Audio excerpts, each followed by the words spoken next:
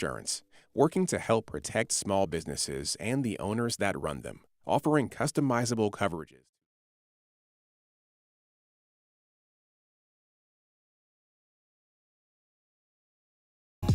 Live from the Ken and Valerie Baker studio at WHYY, this is Studio 2. On Monday, July 21st, welcome to the show. I'm Cherry Gregg. 3 welcomes. I'm Avi Wolfman. It's back, Avi. It's back. I love it. The triple welcome. I'll add my final welcome, and I'll tell you about the topic of the show today, which is the big E, the economy.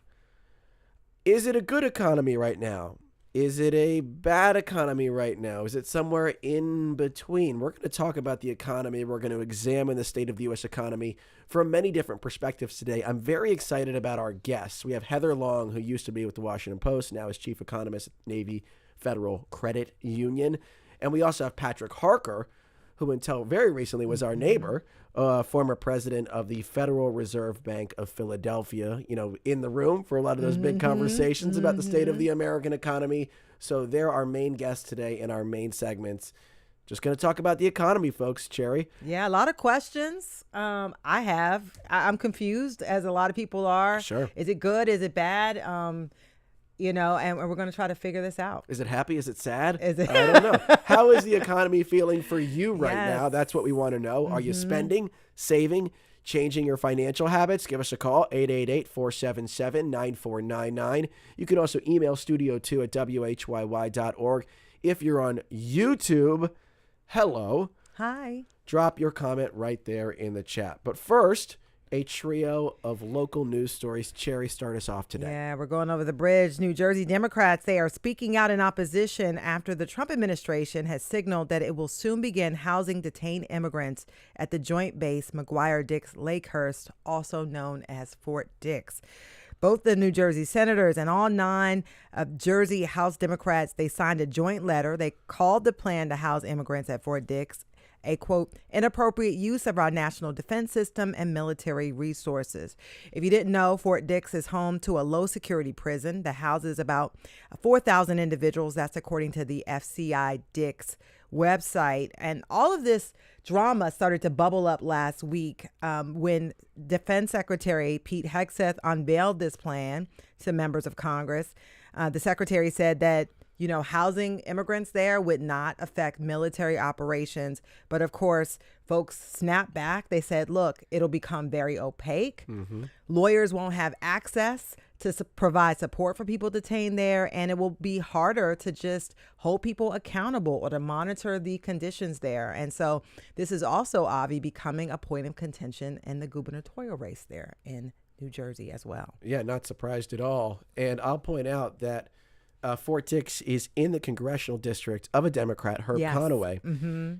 Interesting angle here. He used to work at the Air Force Base as a doctor, so he has personal experience there. He's really ringing a lot of alarm bells. He also spoke with NJ Spotlight when this news initially broke and said he felt like this was the precursor to ramped up immigration enforcement in this region. Yeah. Because if there's more detention facilities, more beds, then they will go out and detain more people. And so that's something to watch for as well, because, capacity has restrained, I would imagine, some of the immigration enforcement so far in our region. And Conaway is saying, watch out. This could be step 1 to a step 2. And by the way, New Jersey is currently home to 2 private facilities. They have Delaney Hall in Newark, New Jersey, as well as the Elizabeth Detention Center. And so people in New Jersey are very sensitive to this issue. And this would be a third. Yeah. Story number 2 now. And I love this piece, Cherry, in the New York Times. It's about a new exhibition here in Philadelphia that celebrates a pioneering Black artist who seemingly disappeared in the late 1980s. The artist's name is Mavis Pusey. She was born in Jamaica, ended up being pretty prominent on the NYC art scene in and around the 1970s. Then in the late 80s, she kind of just vanished. Yeah. And curators recently spent about a decade trying to track her down and to find some of her work. It turns out Pusey had moved to rural Virginia, and a couple of curators found her just before she died in 2019. They also used a combination of court records and internet searches and eBay searches to gather over 80 pieces of her art that had been strewn all over the place for a show that's now open at the Institute of Contemporary Art in Philadelphia. And so it's a chance to rediscover an artist that many people had lost track of, and in fact, literally had lost track of. People did not know where she was for many, many years, at least the art world didn't. And so it's an interesting, exhibition to perhaps reappreciate an artist. She was sort of an abstract artist in the 1970s who might deserve a closer look than she really got during her lifetime. Yeah, this is so interesting. I never heard of this artist, but the exhibit is called Mobile Images. It has 80 pieces. And what's so interesting is it has photographs, it has letters. She even has items from a fashion line because apparently she was a seamstress as well and had come to New York from Jamaica to study fashion. So she has, she's I like that angle. Yeah, she has. Did you see some of the pieces? Yeah, and I love fashion. So it was just so interesting how she was able to, express herself and with so many different types of art. And there are personal artifacts in there, and part of sort of reconstructing the story is not just finding her art, but reconstructing her as a person, right? The legend of the artist. And I think there's always an appeal. Like, why did she go? Why did she disappear? Right. Like, there's so many questions about. Right. Whether it's, and there are examples of this through history, slightly different than this, but Salinger or Van Gogh, people who maybe weren't appreciated in their time or kind of disappeared at the height of their popularity, those enigmatic artists. And there's always a public fascination in trying to put that puzzle back together. I'd never heard of her either, but I'm very eager to see this show now. And I saw some of the works and they looked fascinating. They were very, very interesting compositions. Yeah, and bold and very interesting shapes. It'll be there through December. Speaking of bold art, story number 3. This is a good one, folks. So there's a cool new interactive art exhibit that is coming to Dilworth Plaza that allows you to, get this, conduct your own composition of water and sound. The Center City District, they sent out the announcement this morning. We got it to our inbox. So I want you to imagine yourself. I'm imagining. As a conductor for the day, you're standing in Dilworth Park behind a little podium.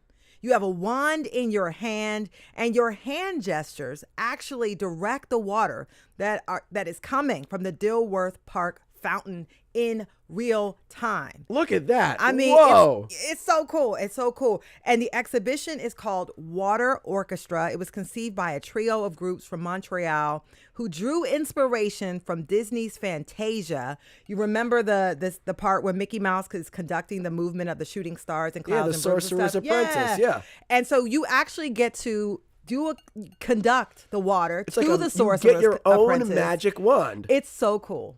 I'm very excited for this.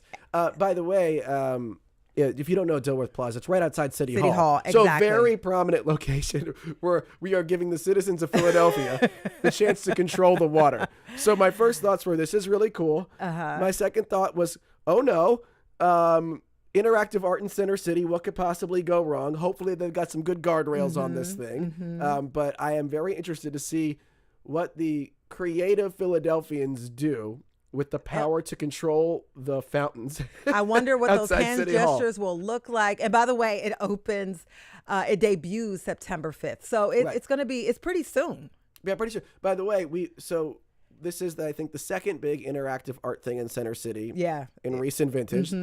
After the Portal. We remember the Portal. The Portal, I would say, overall, we mostly passed the test on that one. It was eventually stripped for parts by some people, vandals, so it wasn't perfect, but for a while it seemed that people did a good job interacting with the park, and then they brought it back, and recently they were playing chess and all that. So the Portal, so I think we earned the chance to step up to this Fantasia water thing. By the way, for folks who don't know, the Philadelphia Orchestra recorded Fantasia originally, The Sorcerer's Apprentice and all of that. So there's a cool history link here. It's a cool history link here. And the orchestra, directed by Yannick Nézet-Séguin, is going to do, I think on September 11th, a special performance at this special interactive art piece. So I would want to see the professional do it. And then I would want to do that because he's going to come and, If they really wanted to draw the masses out, by the way, because they have a certain playlist of songs that you can conduct to. They should have put "Fly Eagles Fly" in there. Just slip that right Slide in. that in there. Then you would have had a whole scene. Avi's making suggestions. Just a and few you never suggestions. know who's ever listening. I'm not an artist. I'm not a visionary. But you are an I'm a Eagles simple fan. man, but I can still make a couple of humble suggestions. Okay, coming up in our main segment today, we're going to talk about the economy, Cherry. Going to ask folks how you feeling right now about the economy. Are you spending, saving, changing your financial habits? Call 888-477-9499. You can email studio2@whyy.org, and you must stay tuned to Studio 2 on WHYY.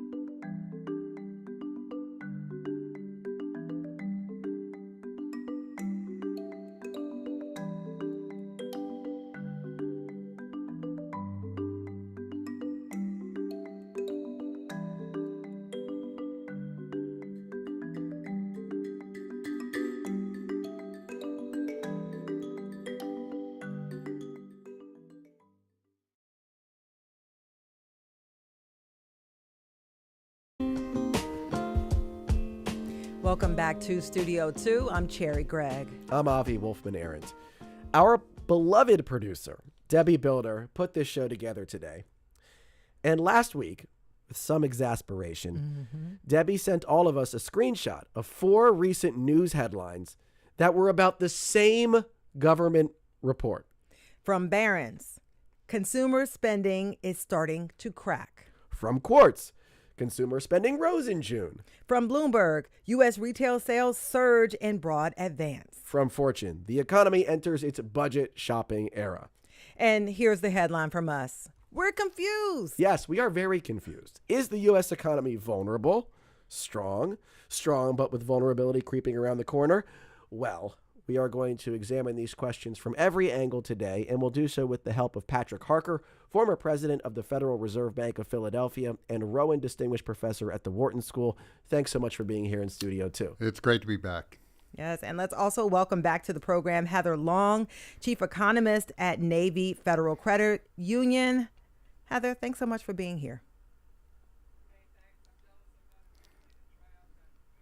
Yeah, that's right. It's really cool. You got to book a ticket. You got to come. You got to come. And for our listeners at home and elsewhere, here's our question of the day. How is the economy feeling for you right now? Are you spending? Are you saving? Or are you changing your financial habits? We ask you to join the conversation. The number is 888-477-9499. The email is studio2@whyy.org. And if you're watching on YouTube, keep those comments coming in the live chat. Matt, by the way, says spending less, kind of nervous due to so much uncertainty, shocked at prices of certain things. So Matt's feeling a little bit negative. However, consumer sentiment seems to be improving. Again, it's all very confusing. So I ask you, Patrick Harker, I come up to you at the cocktail party. Yeah. I know you know a lot about the economy. I say, Patrick Harker, describe the American economy to me right now. What do you tell me at this cocktail party? Confusing. We agree. It is. So if you think of the period we're in, this word uncertainty shows up a lot. Yeah. If you read the minutes of the FOMC, the Federal Open Market Committee, if you read the speeches of my former colleagues, that word shows up time after time after time. We are in a very uncertain time. It starts with the fact that we don't really know what the policies are. Mm-hmm. Some policies have been firmed up. The big, beautiful bill has been firmed up. But even there, the implementation of it provides some uncertainty. tariff uncertainty is just causing not just consumers, but in particular businesses, a lot of headaches. They just simply don't know how to plan. I mean, what I heard over and over again, I continue to hear from business contacts, is you tell me what the rules are. Just tell me what they are, and I'll figure out how to work in that environment. But if you keep changing the rules on me, I can't plan. Yeah. I can't. As a result, I'm going to hold back on investment. I'm going to hold back on hiring. I'm just going to wait. Yeah, and what are the typical, Patrick, what are the typical markers that you look at to give you some guidance? And given all the uncertainty on the rules, how are those markers faring? Yeah, they're choppy. I mean, if you look at the data, and Heather can speak to this too, and by the way, Heather, it's great to be with you this afternoon. It's been a while. They're telling a mixed pitch signals that are coming from all this data. We're seeing housing. You're starting to see for the first time in a long time. In certain markets, there are a lot of houses for sale. This is highly unusual. Not necessarily in our market, but in other markets around the country. You're starting to see. We've already seen low and moderate income consumers really struggling. Now they've been struggling for a while. It's starting now to creep into higher income consumers. They are sitting and waiting. This is a really important time right now. It's back to school shopping time. Huh. Yeah. And why is that so important? Oh, it gives you a signal of where the consumers are in terms of what they're willing to spend. One of our contacts, a great company in this district, the 3rd district of the Philly Fed, is Crayola. Mm-hmm. A significant, a huge amount of their sales happen in back to school time. Everybody's buying the crayons. Not only they are buying it, the teachers are buying it, schools are buying it. Well, do you buy the nice high-end markers that have the nice smell to them? Or do you buy the cheaper markers? Or no markers at all. Or no markers at all. Yeah. That tells you a lot about what the mindset of the consumer is. Speaking of markers, what markers in the economy are you looking at, Heather Long? What is telling the story to you right now? And maybe you could even split it up. Maybe there's a data point that feels very hopeful to you, one that feels very worrisome to you. What are those markers for you, Heather Long?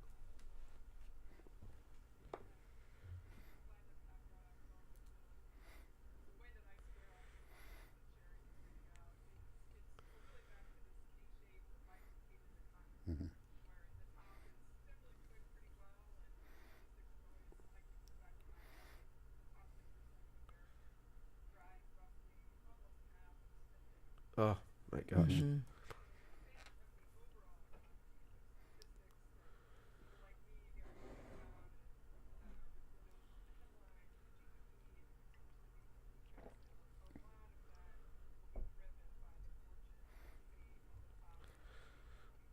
Mm-hmm.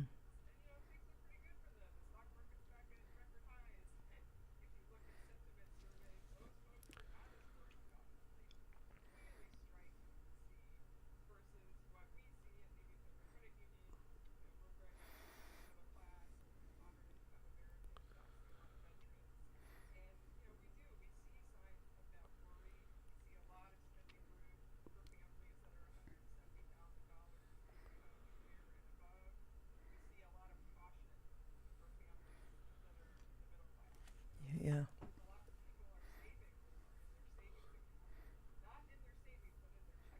Mm-hmm. Huh. Yeah.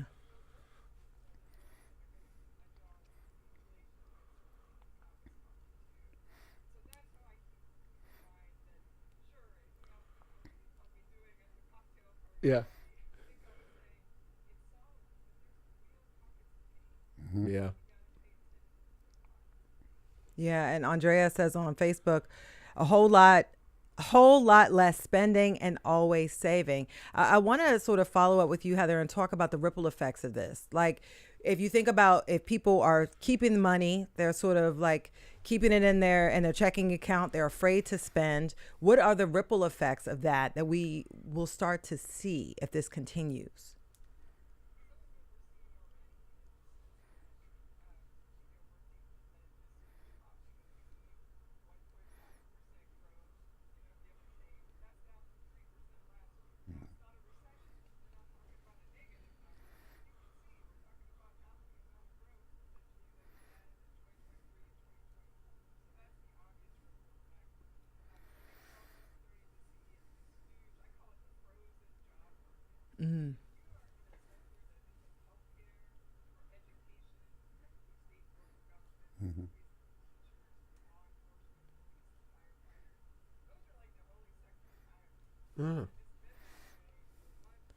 Certainly the first 6 months of the year. I'd argue almost 12 months now.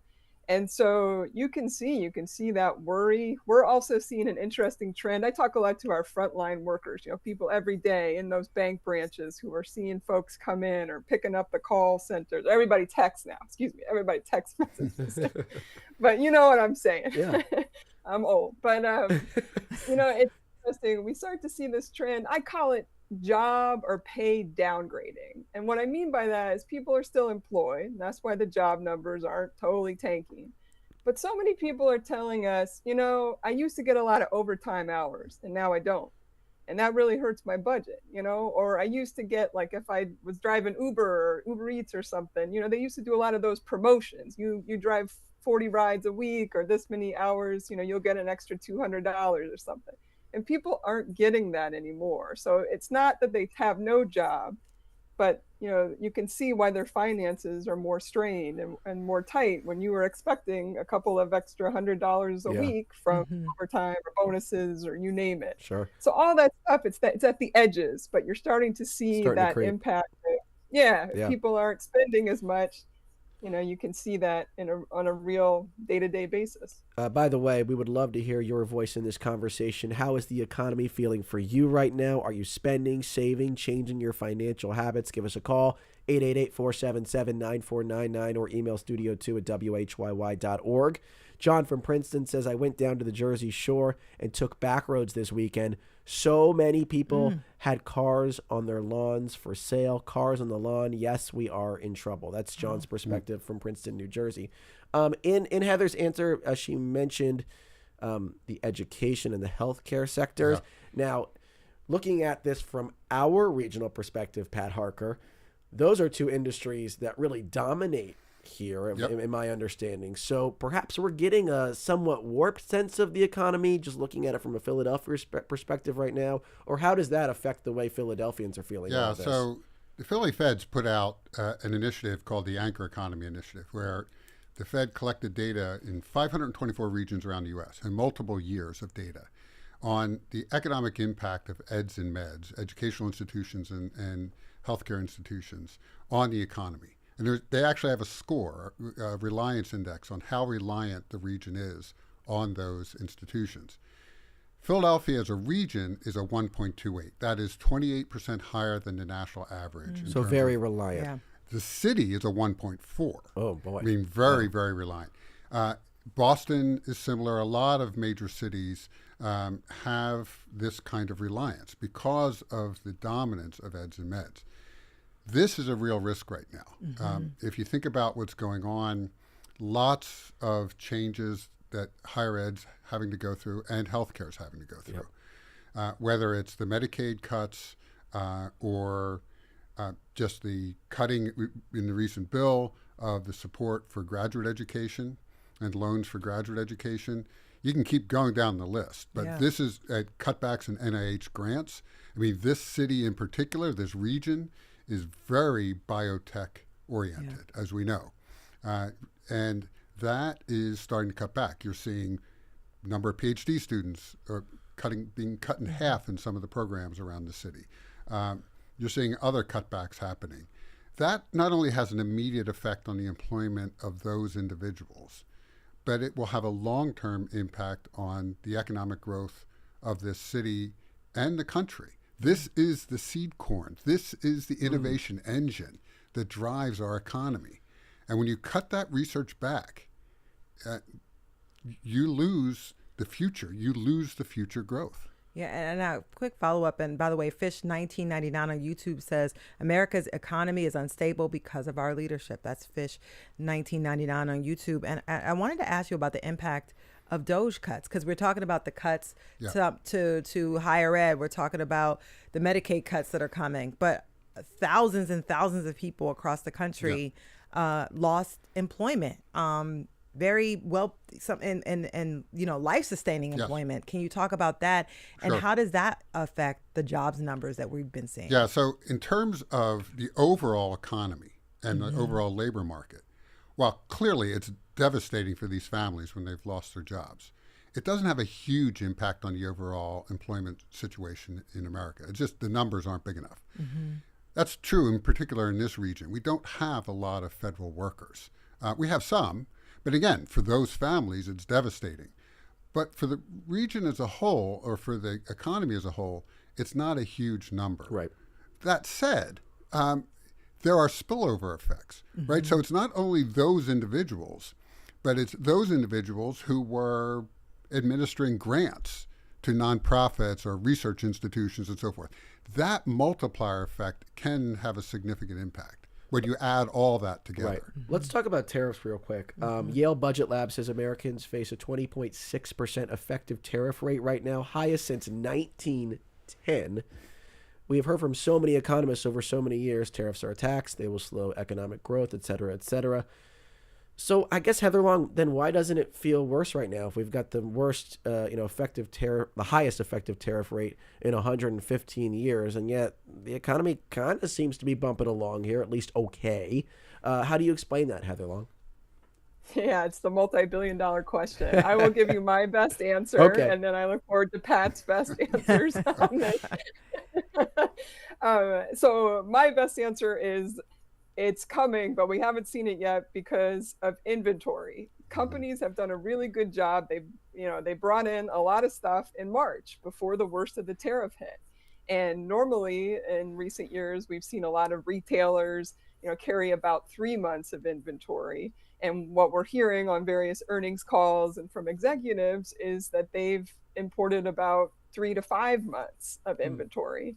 And if anyone, was just shopping the Amazon Prime Week or the Walmart Plus or the Target Circle deals, then you took advantage of that inventory buildup. You could almost see which items they had overstocked in their inventory just by looking at what had big price cuts. But it doesn't last forever. And so that's why you're starting to see those early signs. Now, they're very early signs, but, I was joking to a colleague, half joking, it's kind of, it's a real deal, that I hope you're not looking for curtains this summer, because linens are one of the items that has clearly run out of the inventory and is starting to see one of the big jumps, or some audio electronic equipment. You can see I'm using my old school headphones. That's So I right. won't be buying We'll keep anything these fancy. microphones for a while. How about that? Pat, You get the idea. The other one that I think is kind of interesting, so I think it's been really an inventory story, but you quoted that Budget Lab deal. I visited, I'm from Pennsylvania as well, the middle part, and I went up to Erie and hung out for a while at a furniture manufacturer. And the reality is, they showed me, they pulled out the bills like, hey, here's the tariff invoice that we just got from our supplier. But the reality is that the full tariff hasn't come through. Right. There's been pieces picked off along the way. And like ConAgra, one of the big, ag companies, food companies, just did their earnings. And I thought it was really interesting. They said this. They said, look, we're forcing our suppliers to eat about a third of the tariff. okay. And So the then pain's we're been gonna- spread out a little bit there. Yep. And so then, so I thought, I just looking at somebody had run the latest numbers we got, is the Treasury collected a record $27 billion in tariff revenue in June. Now that's a record, like you're saying, Avi. We have It's a lot of money. how many years, but that's not 20%. If you calculate it, it works out to about a 9% tariff. And so you can literally see that some of it hasn't come through yet, and some of it's being eaten by different parts, of the chain. And Delayed the question reaction. on my mind, how long does this go? Do we can you see answer a that, big Pat Harker? whammy? How long does it go? Yeah. What's your response? Because Well, first I have to say, Yale Budget Lab's a great institution. There's also the Penn Wharton Budget Model. Okay, That's my bad, favorite. my bad, That's my my bad. favorite. Yeah. Heather's absolutely right. People front-load inventory. If you actually look at the port of Long Beach, there's a great place to look. You saw for a while no ships were there. No containers were there because people had loaded up and then they were just sitting, waiting. Now it's full because there's a lull, right, in the implementation of the tariffs. So people are loading up with inventory as fast as they can. That doesn't last forever. You're seeing stories all across the economy, whether it's steel and aluminum. You think, okay, that affects cars. It also affects the can that's sitting on the shelf at your grocery store. It's not a lot of money that increased the price, but it's going to increase prices. You talk to construction, especially home builders. I've talked to home builders, And some of the softwood they use, it comes from Canada. A lot of it comes from Canada. And they can't easily just turn on a dime and use something else. In fact, if they try to do that, they have to respec the house. That is, they have to rewrite the specs for the building of the house. That's a huge cost to them. So they're eating some of the tariff right now and passing some of that along. The issue is we just simply don't know what the final tariffs will be. Right. If we knew that, we could plan and companies could plan. But it changes every single day. That's what's driving people crazy right now. Yeah, and Patrick, a lot of people think that Trump will just not go through with it, and that he wants to. This is all negotiation tactics. That these high tariffs that he's been threatening won't actually happen. Your thoughts on that, and should people bank on that? So that's true. We don't know. He may be using this as a negotiating tool. That's all true. But it's the uncertainty of just simply not knowing which causes people to just hold off. Yeah. Right? Except unless you have to do the project, or the project's so obvious that you're going to do it, like data centers right now. Data centers and the steel going into data centers, they're paying the cost of the steel to get these data centers up, no matter what. Same thing with the electrical grid and so forth. But other projects, if I don't have to do it, if I don't have to do a plant expansion right now, why would I do it? Yeah. I mean, I just want to wait. And I wanted to ask you a quick question, Heather. Is there an area where consumers are spending more money, where it is very clear that the prices have gone up in these areas? What are those areas? Yeah, it's a great question. I'll be curious what Pat says. I've been calling it the summer of the mini splurge. And what I mean by that is people are still, they're going out with their families or their friends to restaurants. We're seeing pretty robust spending in restaurants. They're still doing sporting goods and hobby type purchases. So stocking up on those fall and summer stuff for their kids and then the sports realm. So you see a lot of those mini splurges. I guess you could think about it like, instead of booking the trip to Europe, they're booking the trip to King's Dominion or Six Flags or one of those, fun days or weekends out. So in that sense, it's good but you can see that it's not the revenge spend era of a summer or 2 summers ago for most Americans. The areas that we are seeing the tariffs start to come through, Pat mentioned steel, and that one really filters through the entire economy right away. I'd mentioned the curtains and the linens, audio, electronic equipment, a little bit on toys and sporting equipment. But it's been a little bit tough to see so far for a lot of people. And the good news is what's really saving a lot of family budgets is the fact that gas prices have stayed low. Right. So you've got some other areas that have come down and moderated. So you're not feeling the full effect of the shock. Let me ask you, Pat Harker, about the bond market and why it matters, because I see smart folks like you and Heather talking about this. Of course, most of us are mostly paying attention to like the Dow, NASDAQ, whatever. But the expert types seem to be worried about this, talking about this. Explain why it matters and what the state of the bond market is right now. Yeah, so Heather can speak to this as well. I mean, why do you care about the bond market? Because your mortgage, your adjustable rate mortgage, is directly tied to that interest rate, right, of a 10-year treasury or other treasuries. But let's use the 10 years. It's sort of the standard one we look at. So that's why it matters, because whether it's your auto loan or your mortgage, it's tied to that. So the question is, what's going on with the bond market? I actually just put a letter to the editor into The Economist magazine this week talking about this a little bit. One of my colleagues, Rich Clarida, former governor of the Fed, had a column in The Economist, and I just commented on it. And one of my concerns, and actually it's a concern about really the Fed and the Fed's independence, is that people think the Fed can do more than it can do. The Fed controls one interest rate directly. The Fed funds rate, the federal funds rate. That's the rate that banks borrow from each other overnight. That is what the Fed votes on. That's the one rate. The rest of the rates, the 1-year treasury, the 5-year treasury, the market decides that. Now, the Fed can influence that. What's the market saying about those bond markets? Yeah, well, let's go back a little bit to September of 24. Yeah. We cut interest rates 100 basis points, 1%, the Fed funds rate. Yep. What happened to the 10-year?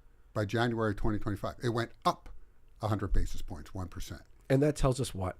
It tells us, first of all, the Fed's not in control of that. There is political pressure on the Fed to say lower rates. They're not talking about the Fed funds rate. They're talking about your mortgage rate. Right. Well, just think about what happened. The Fed cut and the 10-year went up.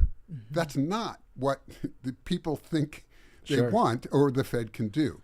That has a direct impact, though, on, in my view, one of the things I'm worried about is the independence of the Fed.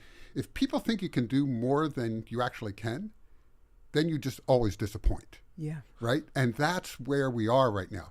People think the Fed can control all this. It can't. There are reasons why it's going up, and we can talk about those.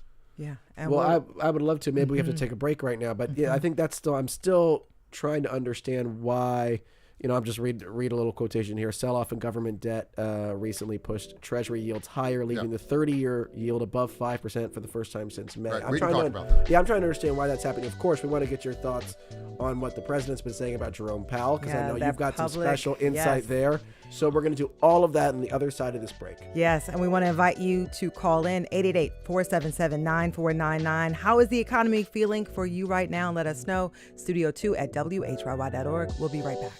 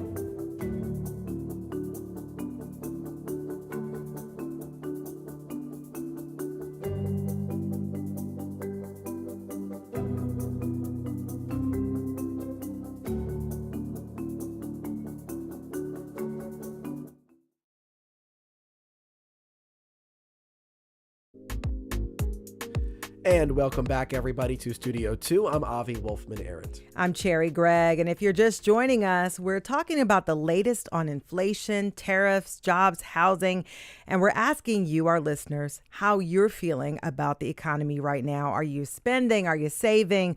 Are you changing your financial habits? Give us a call. The number is 888-477-9499. The email is studio2 at WHYY.org. And if you're watching on YouTube, drop those comments in the live chat. Wharton professor Patrick Harker is with us in studio. He is the former president of the Federal Reserve Bank of Philadelphia. And on Zoom, we've been talking with Heather Long, chief economist at Navy Federal Credit Union. And just to finish up what we were talking about before the break, so the Treasury yields higher, right. Sort of why, and especially because you said like the Fed did what it did, and the reaction is obviously not what the people who want the Fed to continue lowering rates was. So then what's happening? Yeah, it's supply and demand. Okay. So if you have more and more supply of something and soft demand or just constant demand, what happens? The price goes down. Yeah. So the price of the bonds go down, and that's inversely related to the interest rate. Another way of thinking about it is to entice people to buy that bond, you have to have a higher interest rate. So what we're seeing is the government continuing to issue lots and lots of debt, right? And the world at least is holding in there for now and buying it, but that's also not guaranteed, right? There's lots and lots of debt, and there's not new people clamoring to buy that debt. Yeah, it's not being absorbed at the rate it is being absorbed. Is that as worrisome as it seems to me? I don't know. That seems worrisome. Well, yes, I think that Heather can speak to this. I think the long run issues, we've talked a lot about what's happening in the economy today and the issues people are facing today. There's a longer term issue. We have an unsustainable path in terms of the federal budget and federal debt. And this is true, by the way, globally. We're seeing everybody loading up on debt. This will come to roost. Something will have to break sooner or later. Yeah. Some of my colleagues think it's sooner than, say, I do, but we need to start to address this. And we keep kicking the can down the road. We refuse to deal with it. Yeah. Yeah. I want to, over the past few weeks, I want to talk about this public pressure on the Fed right now. You know, President Trump has ramped up the pressure on Reserve Chair Jerome Powell. He has publicly blamed him for the high interest rates and a sluggish housing market. And so, Pat, I know you know the culture of the Fed. What's the risk when you have a sitting president sort of pushing the Fed chair in this kind of way? Does it actually influence decisions? Well, I can't speak for my colleagues. This is the old line we used to say at the Fed, but it's true. I can only speak for myself. It did not influence my decision making at all. The Fed is independent for a reason. It does things that are often not what people want, like when we raise rates, right? That's not the old take the punch bowl away, as Martin said. We're taking the punch bowl away just when the party gets started because we want to tamp down inflation. So that's the fear. That we're not actually at our 2% target yet. Yeah. We're close, but we're actually seeing some signs of this creeping up. And if these tariffs kick in, there's a debate about whether they're transitory, that is one time, and then it doesn't matter, or they're going to be more long-lasting. That is a real risk. So the Fed has to act to keep inflation under control and try to continue to have a healthy job market. And so what would be the conditions? Because, you have this public pressure. People are seeing this. Yeah. What are the conditions that the chair will be looking for to make the determination on whether to lower the interest Again, rates? if we're not seeing inflation spike or go up, but stay flat or go down, and we start to see some deterioration in the job market, then that would cause you to want to lower rates. But my point I made earlier is really important. What the president and others care about is not the Fed funds rate. They care about the 10-year Treasury, the 30-year Treasury. And that is not directly in control of the Fed. So even if the Fed lowered the Fed funds rate, it is not a given that those other rates would move in lockstep. The doomsday scenario that people talk about a lot, at least the folks that treasure the independence of the Fed, is that Trump steps in and removes Powell somehow. But look, his term's going to be up anyways, and he could still then appoint someone who's perceived at least as a loyalist. We don't have to say the exact names, but they're out there. Sure. If that's what happened, that sort of B scenario where Powell just leaves because the term's up and then he appoints someone that is perceived as a loyalist, what does that do to the Fed and for an investment that's drawn in by perceived stability? So I think this is really important. When the Federal Open Market Committee meets, the chair convenes that meeting, the chair votes in that meeting, but he or she is not the only vote. Sure. And there are staggered terms of both presidents and the governors that would live on. So even if the chair changed, it's not a given. It wouldn't be a fatal blow, you're saying. It's not a given that everybody will just get in line with the chair. Sure. There have been periods in the Fed's history where there's been significant opposition to what a chair might want to do. That hasn't been true in recent years, but that could occur. I mean, these are independently minded people who are going to vote their conscience. And so how do we sort of avoid politicizing? Because it seems like the chair has been politicized. How do you shift away from that, given that this is a consensus building situation? It's not just one person making these decisions. So this is one of the things I'm most worried about is back to what I said earlier. People think the Fed can do more than it can actually do. What we need to do is be very clear. This is what the Fed can do. This is what the Fed can't do. We can't solve all the problems that we have in the economy with the Fed. We need the fiscal side of the house, Congress and the executive branch, to do their part. And I think the Fed, to protect the Fed, we've got to stay in our lane and not wander out of it and not have people think we can do more than we can actually do. By the way, just today in the New York Times, Ben Bernanke and Janet Yellen wrote an opinion piece. It reads in part, the Fed's credibility, its perceived willingness to make hard decisions based on data and nonpartisan analysis is an important national asset. It is hard to acquire and easy to lose. Absolutely. Amen. And Heather Long, you've been listening to this conversation. Would love to get your thoughts on all of this as well.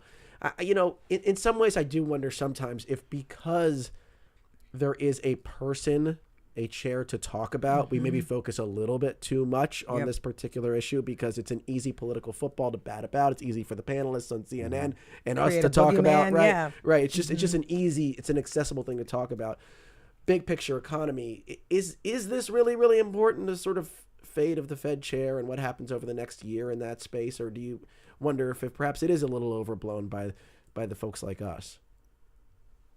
Well, you're asking someone who's in the economic space, so I'm going to vote with the economists here for sure and say it's not overblown. Yeah. Let me just put it in real terms. Like, what does this mean for the middle class? Pat said it, as part of his remarks, but I think it bears repeating. One of the topics we've been debating at my organization is the word on the street has been rates higher for longer, right? They've stayed at these high levels. The mortgage rate has been close to 7% for 2 years now, and that's a real strain on families. So many young people really want to buy a home and cannot right now. But if we start compromising the Federal Reserve and people's belief that the Fed will keep inflation under control, that the Fed will remain independent and make the tough choices when needed, you can call that higher forever. Yeah. There will be a risk premium there. And that scares people. When I say that to our real estate lending team, they go, oh my gosh, because they know who they deal with and who they talk to every day, who are coming in trying to get a mortgage loan or an auto loan. And, as many places have reported, a lot of people are very desperate to see a rate cut right now. They bought a home in the last year or two believing that those rates would come down. So yeah, I think this could be very real for people. And, Pat sort of said it, I'll reiterate it. Even if the next Fed chair that's appointed and confirmed by the Senate does need to be confirmed by the Senate, and we have seen the Senate reject some nominations by this president in his first term, for instance. So it's not a given. Yeah. But, even if there's just a perception that things are losing independence and that are being compromised, there will be a market impact. There will be a cost to that change. And so, but let me just also step back. Let me sort of pivot off your question, Avi, and say, one of the things, look, you can hear Pat and I and the people who've been writing in, we're all worried about the bottom of the K. We're worried about the pockets of pain. We're worried about the strain and the stress in the economy. But let me also lay out the case that things go better than expected. Yeah, I would love to hear this. Positive. Because we did get predictions of a recession that didn't pan out recently too. So sometimes things can get a little too pessimistic. Pollyanna. Like, I'm focused on the bottom of the K. But but I try to ask myself and stress test my thinking. And there is a world where, look, we've just locked in the tax rates. You can argue if you like those tax rates we locked in or not in the big, beautiful bill, but there's certainty for business for the next 2 years, at least through the midterms, and for Americans. There's also now more certainty on the regulatory rollback, which many industries have been asking for. Again, you can debate if that's good or not. I've got my thoughts, but there is a lot more certainty than there was just a few weeks ago. And if we could just get to a place, and I know it's a big if, but if we could get to a place, say by the end of the summer, where we're mostly locking in some of these tariff rates and we're locking them in around 15% instead of 30 or 50 or whatever the favorite number of the day is, people can live with that. It's like Pat was saying, people can plan for that. Doesn't mean they love in it, but they can start to set plans. And so there is a case, and the big, beautiful bill adds a little bit of stimulus in the short term for later this year, early into next year. If we could lock in the tariffs a little bit, that you start to create, you start to unlock some of that business investment that's been sitting on the sidelines, maybe even a little hiring in some industries that have been frozen.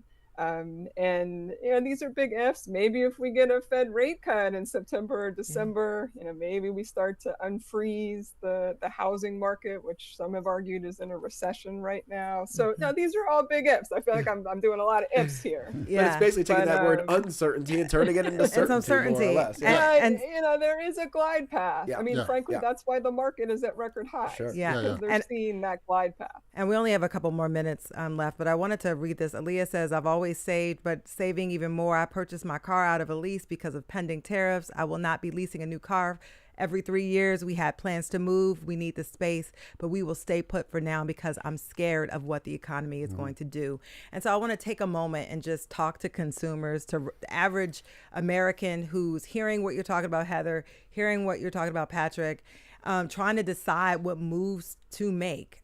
They can't plan because there are some, things that are still uncertain. What would you advise them to do? Should they be saving more? Should they not move? Should they not? They're trying to plan their lives. Kids are going to go back to school. What would be your advice to them? And Patrick and of course, Heather, too. I think it's really context dependent. If they're in a job that they feel is stable and secure, and that's the biggest source of their income, of course, is their job by far for most Americans. It's the only, for most people, source of income. If they feel that that's going well, then they can take a little risk. But they also have to know what their own risk tolerance is, right? How much risk are they willing to live with? What can they sleep with at night, right? So I think that really depends on the individual. There's no one size fits all because it depends on where you are in the income spectrum, where you are on the job security spectrum, and so on. Yeah. And Heather, your thoughts there. Yeah, we've been talking in my organization about the be prepared mentality. If you can, this is a good time to be saving more, building up that cushion. Even if you have emergency savings, I know myself, I've beefed up my emergency savings, keeping more like a 12-month instead of a 3 to 6 month emergency savings. And we're certainly seeing our members doing some more of that when they can. It's not always easy. But there could be some opportunities in 2026. For instance, that woman who wrote in, Sherry, that you were talking about. No, is it the good time to buy a house right now? Not exactly. However, as you all were pointing out, we do have more homes for sale. We have finally crossed 1 million homes for sale listings on realtor.com for the first time since pre-pandemic. It's starting to turn into a buyer's market. And if the mortgage rate comes down, by early 20 to mid 2026, that could be a really good time to pounce while you still have a lot of homes for sale, and people aren't not as many buyers. They will eventually come out. It says be ready. So it's sort of like a wait ready. And get ready for what's to come. That's good advice. Yeah, that's my take. Right. And so if uncertainty freezes things and people are sort of sitting there maybe with some opportunity when that certainty, if it ever sets in, that could create a little trampoline effect. Absolutely. Okay. Well, look, we could talk about this a lot more, but let me thank everyone because if I didn't do that, it would not be a complete show. I want to thank you, Patrick Harker, former president of the Federal Reserve Bank of Philadelphia and Rowan Distinguished Professor at the Wharton School, and promise you I will be using those Wharton models in the future. Thanks for being here, Pat Harker. And Heather Long, Chief Economist at Navy Federal Credit Union. Always a pleasure to have you, Heather. Thank you so much. And thanks to everybody who wrote in today. And thanks, of course, to our producers who put the show together, Debbie Builder, Paige Murray Bessler, and Andreas Copes. Thanks to Mike Schiffler, our visual producer. Also, thanks to Diana Martinez and Tina Calicay, who engineered today's show. Our executive producer is Kevin McCory from Studio 2 here at WHYY in Philadelphia. I'm Cherry Gregg. And I'm Avi Wolfman-Arent. Thanks so much for joining us, everybody. We will be back here same time tomorrow.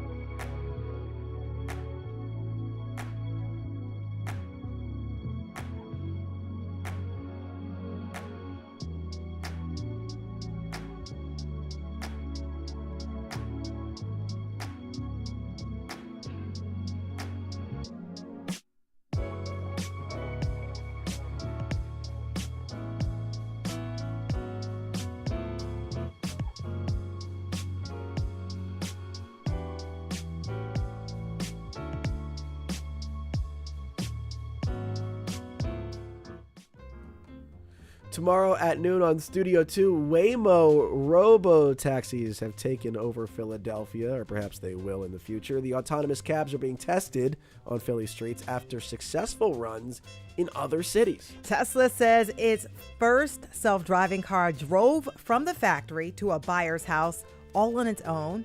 Have driverless cars finally arrived, and is the public ready to get on board? We'll be back with that conversation tomorrow. But coming up next on WHYY, it's Here and Now.